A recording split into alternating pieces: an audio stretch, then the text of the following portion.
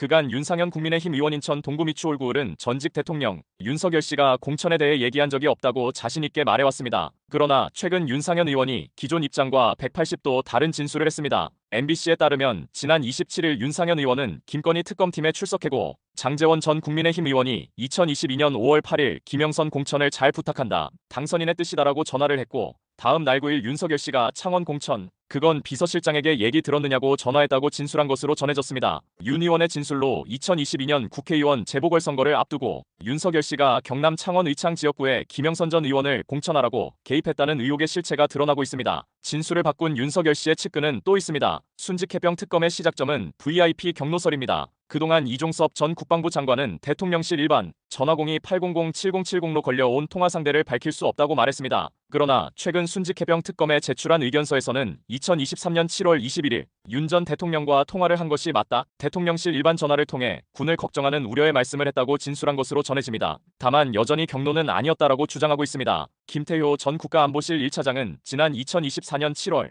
국회 운영위원회에 출석해 윤 전 대통령의 경로는 없었다고 말했습니다. 하지만 11일 순직해병 특검에 출석해선 윤 전 대통령이 해병대 수사단 수사 결과를 보고받은 직후 언성을 높이며 화를 냈다고 증언한 것으로 전해집니다. 기존 입장을 완전히 뒤집은 것입니다. 윤석열의 체포를 저지했던 충성파 김성훈 전 대통령 경호처 차장 역시 지난 3월 21일엔 구속영장 실질심사를 위해 법원에 출석하며 경호관에게 최고의 명예는 대통령의 안전을 위해 목숨을 바치는 것이라며 윤 씨를 보호했습니다. 그러나 3일 특검 조사에 출석했을 때는 윤 전 대통령이 경찰은 너희들 경호처의 총기를 가지고 있다는 것을 보여주기만 해도 두려워할 것이라고 했다는 등 윤 씨의 구체적인 발언까지 진술한 것으로 알려졌습니다. 내란 특검이 청구한 윤석열 씨의 구속영장에는 당시 대통령이 김 전 차장에게 세 차례나 전화해 수사받는 사람들 비화폰을 그렇게 놔둬도 되는 건가 조치하라고 발언했다는 등 증거인멸 지시에 대한 구체적인 내용이 포함되어 있었습니다. 김 전 차장의 진술 없이는 알 수 없던 내용입니다. 특검팀은 윤 씨의 구속영장을 청구하면서 김성훈 전 경호처 차장은 피의자 윤석열 변호인들이 참여한 경찰 조사 초기엔 피의자에 유리한 방향으로 진술하다가 피의자 변호인들이 조사에 참여하지 않은 이후에야 범행 부분에 대해 진술하기 시작했다고 밝혔습니다.